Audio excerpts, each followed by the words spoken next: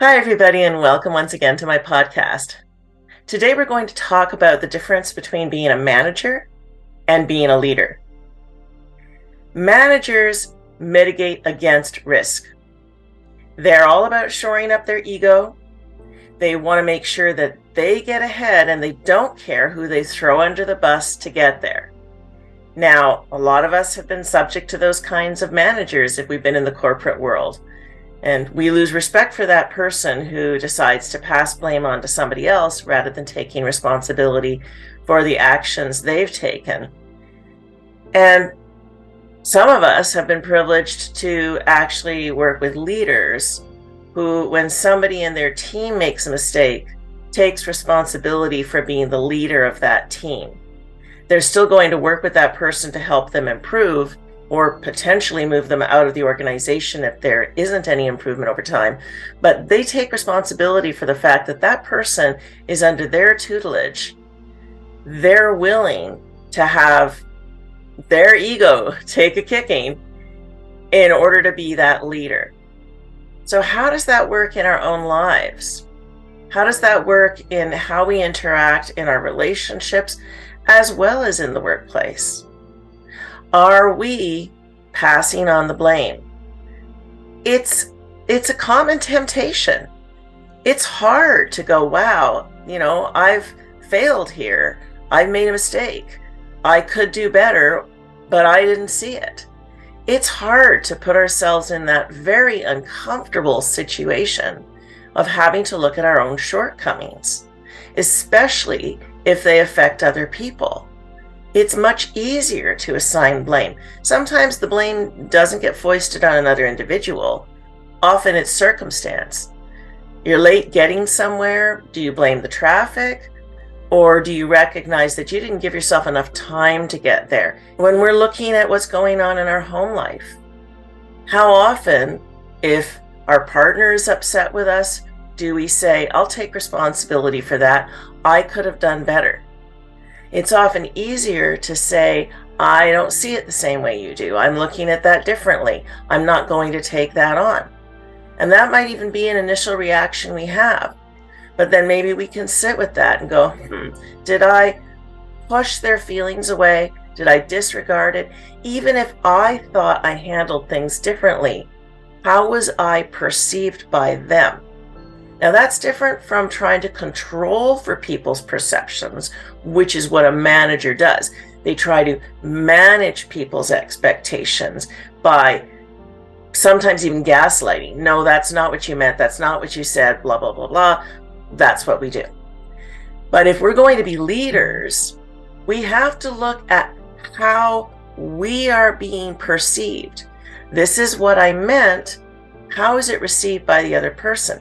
And sometimes that means we're going to have to go, I'm sorry. Even if we meant something different, the way it was received still hurt that person.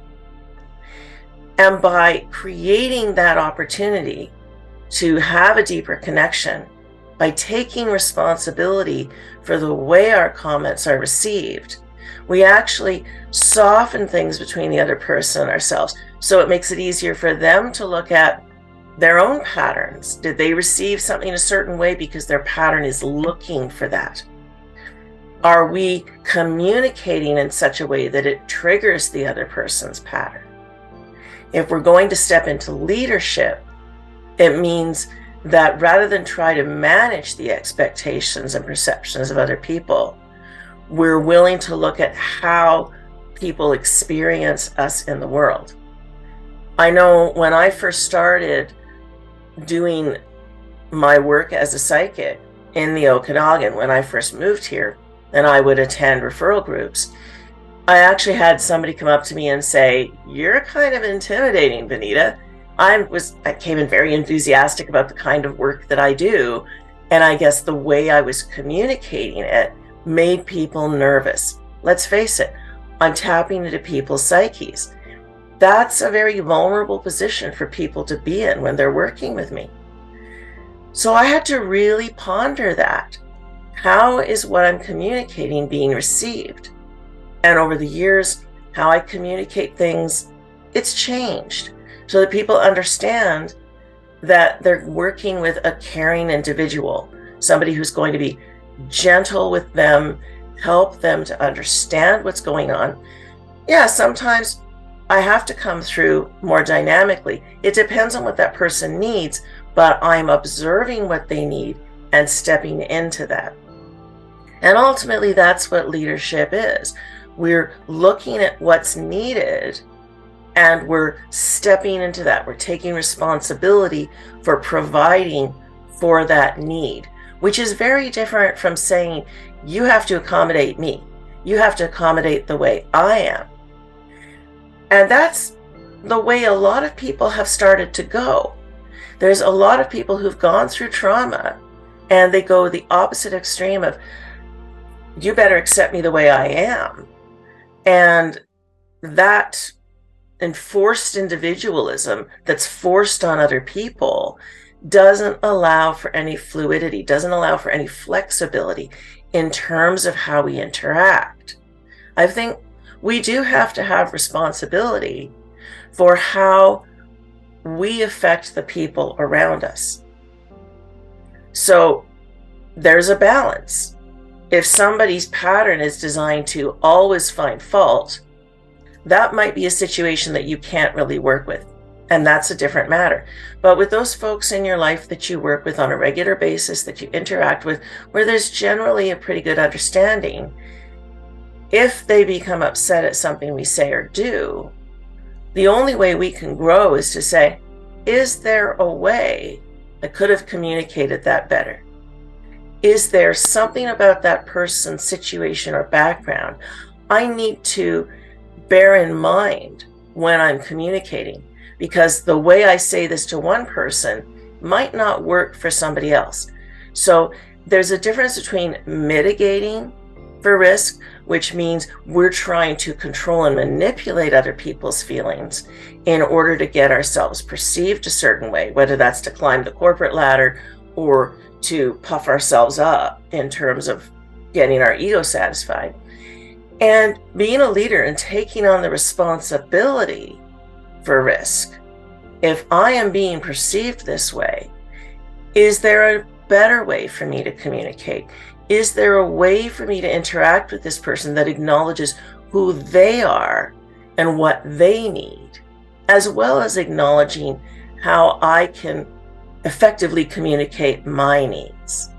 If we can do that, if we can step into that leadership, we can bring all of our potential and our dynamism to the situation, but in such a way that we're better heard. If we can communicate effectively, we're a lot less likely to trigger people's armor. As soon as we say something that that person perceives as an attack or criticism, their walls are going to go up and they're not going to hear anything we say after that initial triggering comment. If we're going to create a gentler world, we have to be willing to look at how we are perceived from the standpoint of creating effective, compassionate communication and making sure that we are bringing everything we are to the table in such a way that we can fully benefit the people around us. We can only do that if we're not causing them to put up walls, if we're not putting them in a position of feeling they have to defend themselves. It is the difference between saying, can I get you to understand me?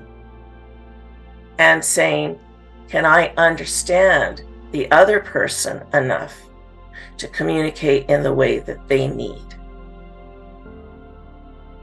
So when you're going forward this week, think about the situations that you're in.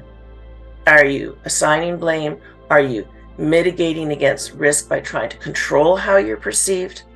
Or are you instead going into a leadership position of acknowledging that everybody around you is their own individual with their own way of perceiving the world and perceiving their interactions? And can you start to develop that skill set of recognizing who you're communicating with and how they need to interact with you so that you deepen that communication and it becomes more effective for both of you. Have a great week, everybody. Thanks for tuning in. I look forward to seeing you next week.